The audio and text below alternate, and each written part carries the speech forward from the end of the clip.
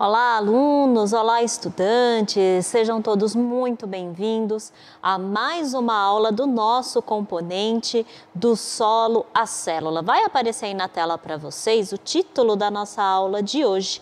Então tá aí, olha só, é do solo à célula. Estamos na atividade 4, na aula 6, e o título da nossa aula de hoje é obesidade, né? Então a gente vem aí comentando e falando com vocês a respeito então de alguns temas, né, que vão ser importantes para o momento de debate, né, de vocês com seus colegas, com seus professores, aí na sala de aula.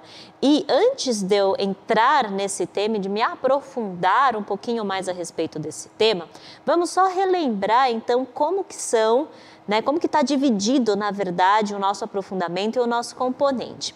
Vai aparecer aí na tela para vocês de novo, né, que o título da nossa aula, como eu estava dizendo anteriormente, é obesidade. Eu sou a professora Priscila e o aprofundamento que corresponde, então, o nosso componente, o nome do aprofundamento é a cultura do solo, do campo à cidade.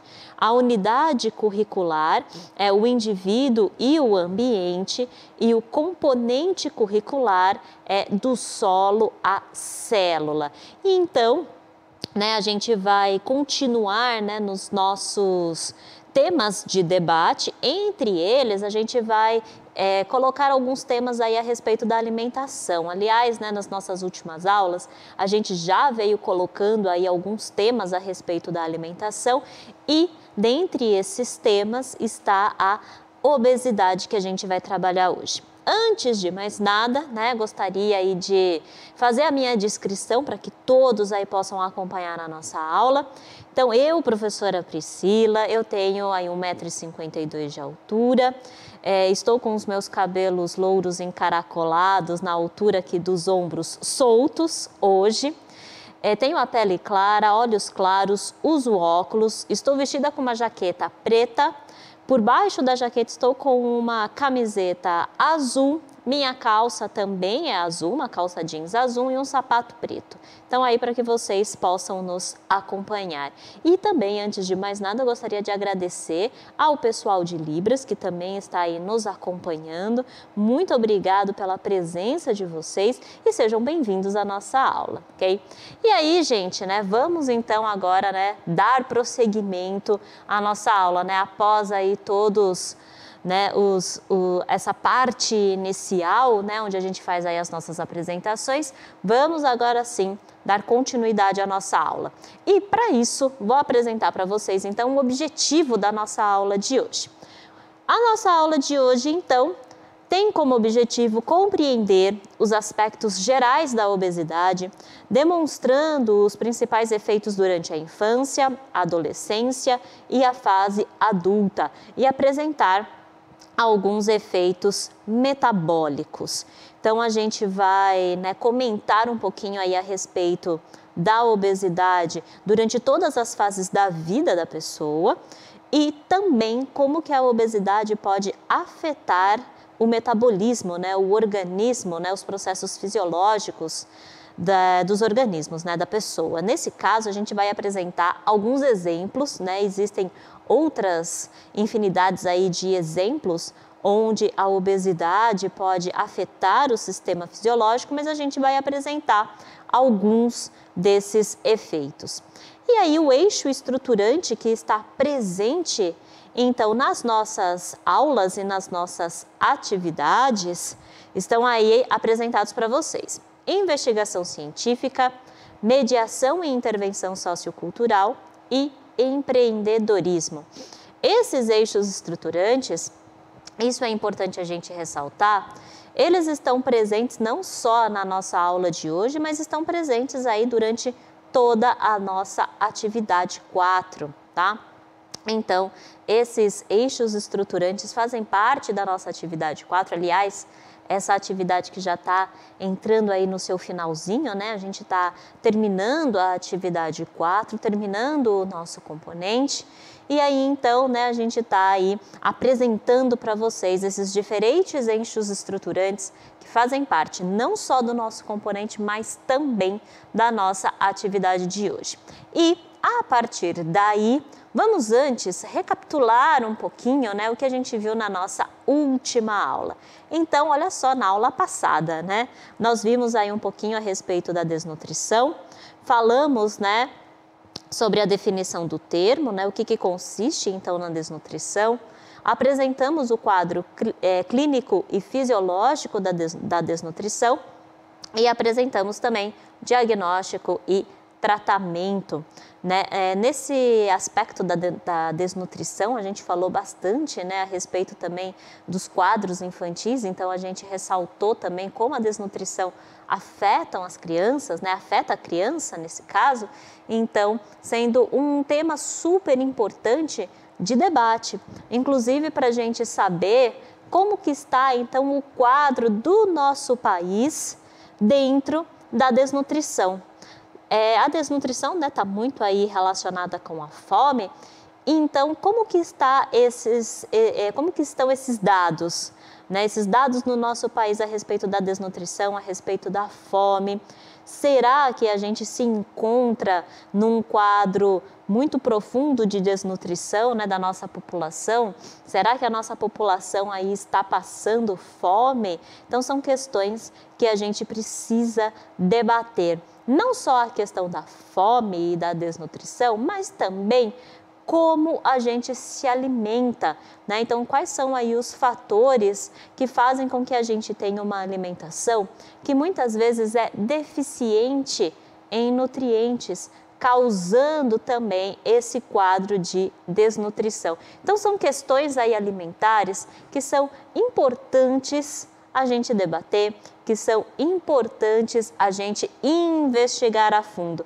Por isso, então, o eixo estruturante presente aí de investigação científica, que nos remete, então, justamente à procura, né, à busca de estudos, de dados que justamente, né, ali, fomentem, que embasem os nossos argumentos, que então falem aí a respeito da temática das nossas aulas que a gente vem aí apresentando para vocês. Aliás, né, quando a gente fala em debate, a gente precisa relembrar também a aula, né, com o professor Anderson, onde a gente falou bastante a respeito do debate, onde a gente falou aí também bastante a respeito do processo de argumentação. O quanto isso é importante para você, aluno, começar a desenvolver esse processo de argumentação, começar a desenvolver aí esse processo de justificativa das suas opiniões, né? E a gente ressaltou bastante nessa aula justamente, né, a diferença entre opinião e a diferença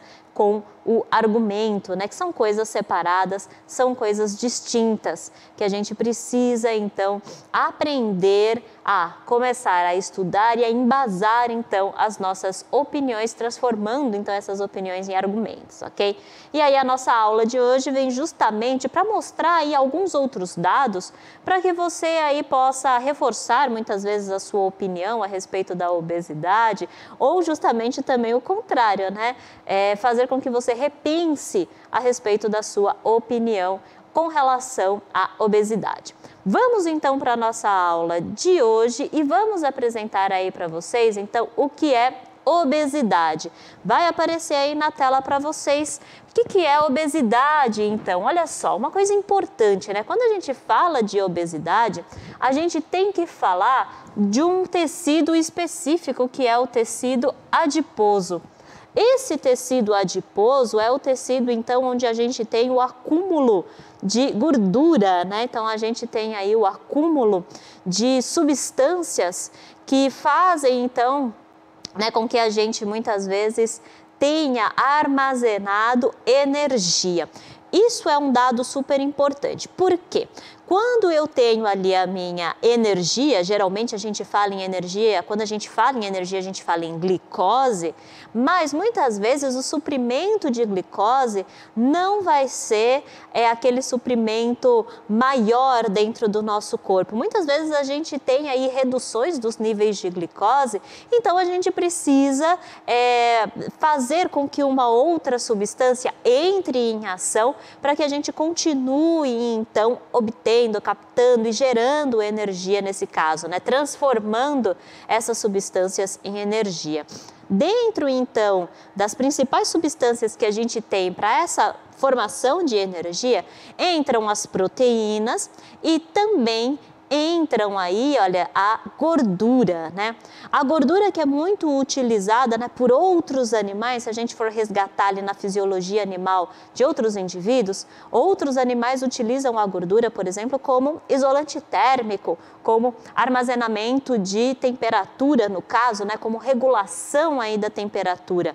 Então, principalmente os animais que estão presentes em ambientes muito frios, muito gelados, utilizam então a gordura como esse isolante térmico, né, para manter aí o corpo sempre em equilíbrio térmico com o ambiente externo.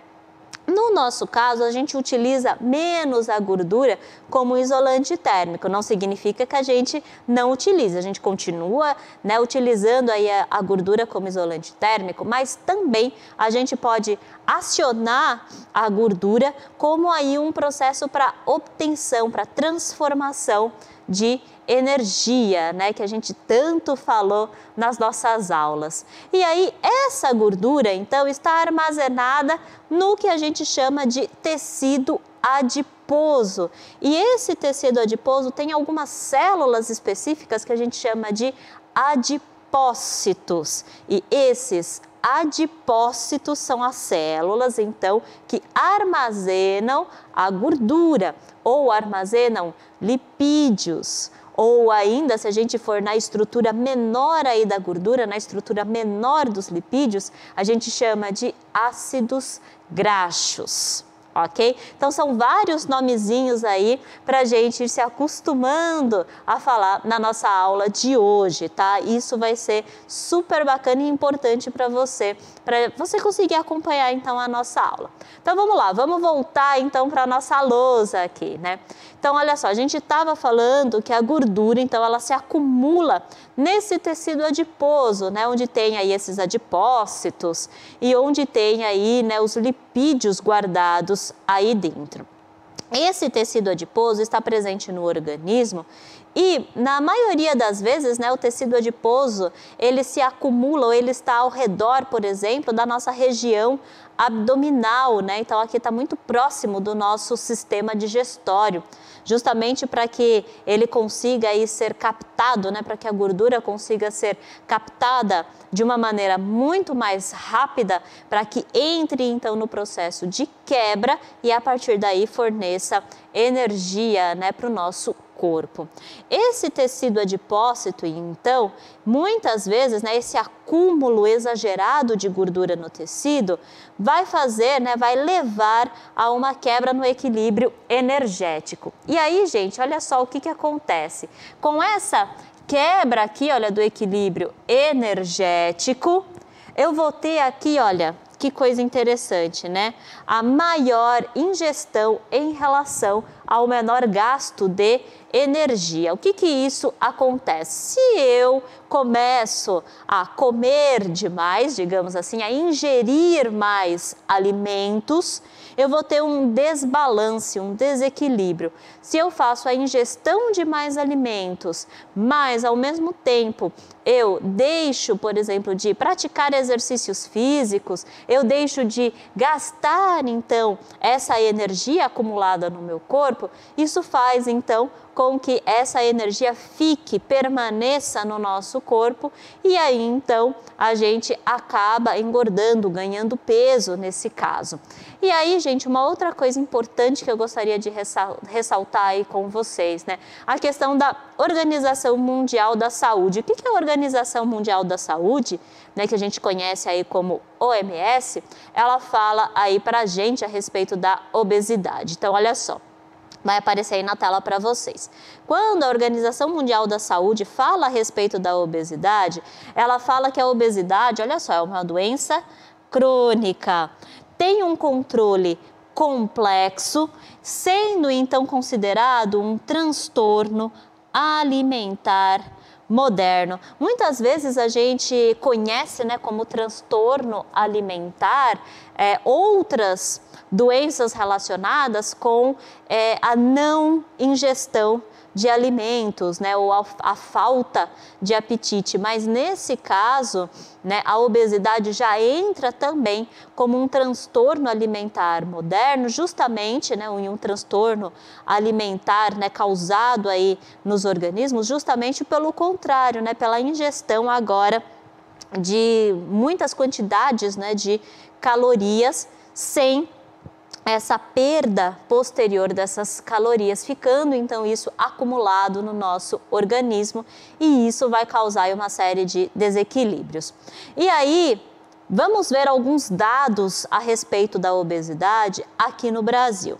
Então, olha só, a gente sabe que na Sociedade Brasileira de Endocrinologia e Metabologia, eles associam então a obesidade a uma desordem fisiológica. Então, muitas vezes a obesidade também desencadeia essas desordens fisiológicas. E essas desordens fisiológicas, elas têm a ver não só, por exemplo, com o nosso sistema hormonal, mas também com o nosso metabolismo. Então, se a gente for ver essa palavrinha grande aqui, olha, endócrino, metabulopatias, a gente pode então separar essas palavras justamente assim, olha, endócrino, que significa então com o sistema hormonal, então aqui tem a ver com os hormônios.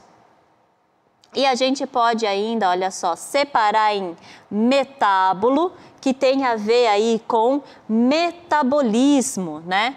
Então aqui, olha, tem a ver com o metabolismo. E o patias, aí tem a ver com doença. Então o patias aqui tem a ver com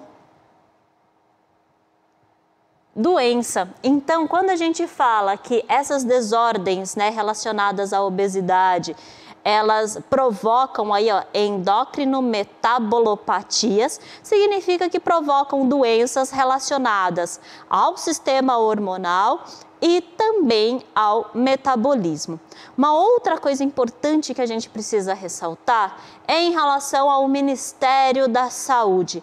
O Ministério da Saúde já, né, promoveu, né, aí a obesidade como um problema de saúde pública. Então agora a gente não está mais falando apenas em indivíduos específicos, mas sim em algo que já é público, que já faz parte aí do domínio público, que já está colocado como um problema aí de saúde pública. Isso significa que a gente tem uma grande quantidade de brasileiros que fazem parte aí de quadros de obesidade e também de quadros de sobrepeso. E aí alguns desses dados estão apresentados no nosso material que vai aparecer aí na tela para vocês. Olha só, 10% da população já é considerada obesa aqui no Brasil. Então, 10% da população. Sendo que, olha só, 40% da população já está com sobrepeso. Ou seja, a gente tem aí metade da população que está fora aí dos seus níveis ideais do índice, né, corporal, né, nesse caso, né, que está fora aí do seu IMC, que a gente chama, né, que é o índice de massa corporal. Então, já 50% da população já está fora desse índice de massa corporal, ou seja, 10% deles já estão muito acima do peso, já estão obesos, e 40% está aí acima do peso. São dados alarmantes, né, que a gente precisa, então, se preocupar e a gente precisa começar a pensar a respeito de como melhorar esse tipo de quadro, a respeito de como melhorar as questões aí relacionadas à obesidade e ao sobrepeso. E aí, a gente vai entrar agora nas questões fisiológicas, né? Vamos abordar agora um pouquinho como que acontece aí a fisiologia da obesidade. E aí a gente vai passando de fase para fase. A gente começou, olha só, na infância. A infância, então, as nossas crianças, né? O que acontece, por exemplo, com esse excesso de tecido adiposo? Olha só, vai aparecer uma palavrinha nova, mais uma, né? Mais uma palavrinha nova aí para vocês, que são as adipocinas. que são essas adipocinas? Então, aqui em cima, né, vou colocar para vocês que são algumas substâncias. Então, olha só, vou abreviar aqui. Então, são algumas substâncias que estão presentes no nosso tecido adiposo. E essas substâncias que estão presentes, então, no nosso tecido adiposo, são elas, então, que fazem, né, que estão aí muito presentes nas desordens fisiológicas que a gente vai comentar com vocês aí a seguir. Essas adipocinas, então, olha só, elas podem retardar o desenvolvimento cognitivo em crianças, né? Então, lá na infância, o excesso dessas substâncias, né, dessas adipocinas, podem retardar, então, o desenvolvimento cognitivo. O tecido adiposo, então, né, quando a gente está lá na infância, a gente tem uma quantidade ali X, né, de adipócitos, de células, mas conforme esse tecido adiposo e essas células, conforme a gente vai crescendo, eles podem aí ir se multiplicando. Então aí, olha só que dado interessante, né? Já na fase adulta, a gente não vai ter aqueles adipócitos, né, e aquele tecido adiposo que a gente tinha lá na nossa, quando a gente era criança, né, na nossa infância, mas essas células e esse tecido conseguem aí se multiplicar. E aí, olha só o que pode acontecer, né? Pode aí, olha, desencadear uma obesidade adulta. Então, muitas vezes, né, a obesidade e o sobrepeso, quando estão presentes na infância, eles podem, nessas crianças, podem vir a se tornar adultos obesos. Por isso a importância da aula que a gente fez, né, sobre alimentação infantil saudável, onde a gente falou aí a respeito, por exemplo, de alguns passos, né, para a gente conseguir ter uma alimentação mais saudável e principalmente aí na fase infantil, porque aí, senão, né, a gente pode vir a ter adultos com esses problemas e esses transtornos alimentares.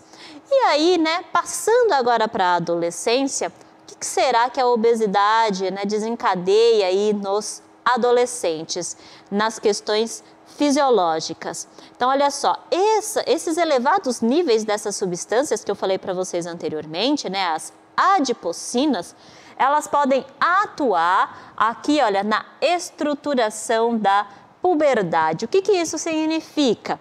Significa que eu vou ter, às vezes, menores índices e uma menor expressão dos hormônios que estão muito presentes na puberdade. Nos meninos, por exemplo, a testosterona, nas meninas, por exemplo, o estrógeno e a progesterona. Isso porque essas substâncias, as adipocinas, elas competem na síntese e na expressão desses hormônios. O que isso significa? Que eu vou ter, então, mais RNA mensageiro dessas adipocinas em comparação ao RNA mensageiro dos meus hormônios. E a partir daí, então, eu não tenho a expressão grande, né, dos hormônios nessa época, né, da puberdade, que é muito importante para os nossos adolescentes, justamente para desenvolver o que a gente chama de caracteres sexuais secundários. Por exemplo, nas meninas, o desenvolvimento das mamas, nos meninos, né, o desenvolvimento ali dos pelos, né, o desenvolvimento ali dos órgãos genitais. Então, por isso, a importância da gente cuidar aí a respeito da obesidade.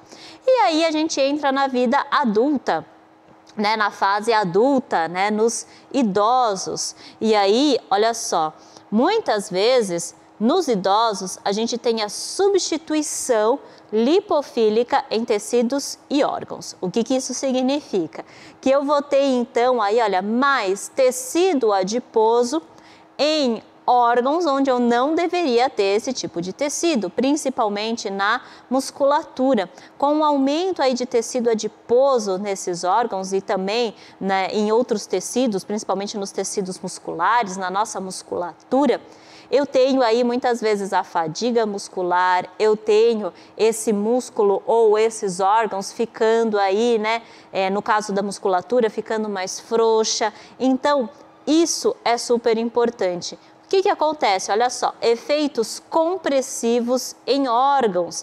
E aí as minhas adipocinas, né, ali, olha, que são sintetizadas pelos adipócitos, atuando aí em diversas vias metabólicas, essas substâncias é o que a gente, né, acaba incorporando aí na questão das comorbidades. Então, na fase adulta, a gente vai ter aí as principais comorbidades e os principais efeitos, por exemplo, no sistema, como, por exemplo, doenças cardiovasculares, como, por exemplo, doenças também relacionadas ao sistema nervoso.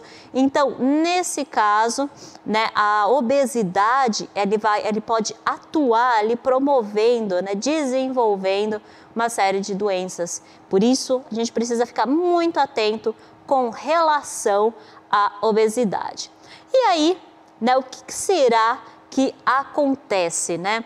Então, a gente já viu, por exemplo, a gente passou, né, pela infância, pela adolescência e pela fase adulta. No sistema digestório, né, o que será que acontece no sistema digestório quando eu tenho a atuação dessas adipocinas, né, dessas substâncias sintetizadas pelos tecidos adipócitos? No sistema digestório, eu vou ter aqui, olha, uma coisa importante, a grelina, que a gente viu anteriormente já, né, nas nossas aulas. Essa grelina vão ter os seus níveis aumentados, estimulando aí as vias de apetite e de consumo alimentar. Então, nesse caso, eu vou ter, olha só, o aumento da grelina e também a questão aqui da leptina, onde os radicais livres, né, que levam aí a oxidação do tecido nervoso. Então, eu vou ter um aumento também aqui da leptina, promovendo esses radicais livres. Com relação ao sistema nervoso, ao sistema circulatório e excretor, o que eu vou ter? Hiperestimulação do sistema nervoso simpático, maior retenção de sódio e uma sobrecarga do tecido cardiovascular. Nesse caso, quando a gente está já nesse processo, né, da obesidade, então essas substâncias, essas adipocinas, elas estimulam ainda mais, né, o nosso sistema digestório a comer, estimula ainda mais o consumo aí de alimentos, estimula ainda mais o apetite, inibe a nossa sensação de saciedade e isso vai promover ali, olha, doenças no sistema cardiovascular, como a sobrecarga, né, nesse sistema, maior retenção aí também de sódio no nosso sistema excretor e também a estimulação do sistema nervoso simpático.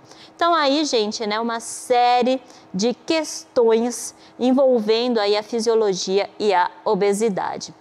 E aí, agora, a gente vai entrar no nosso passo, né, no nosso último passo. Então, eu convido vocês, alunos, estudantes, professores, a debater aí a respeito desse tema. Então, olha só, vamos debater. Pesquise aí a respeito dos índices de obesidade presentes no país, como está o cenário brasileiro, né? Já passei aí para vocês alguns dados a respeito da obesidade e do sobrepeso, mas e aí na sua região, no seu município, como que está esse índice? Quais são as causas para esse cenário? Quais são as propostas para a mudança desse cenário? Vocês aí, estudantes, podem pesquisar, buscar mais informações, justamente para debater aí a respeito desse tema. Gente, olha só, gostaria muito de agradecer a presença de vocês. Estamos chegando aí no final da nossa aula. Muito obrigado pela presença de vocês, obrigado aí ao pessoal de Libras também por nos acompanhar e a gente se encontra na nossa próxima aula. Até mais, pessoal!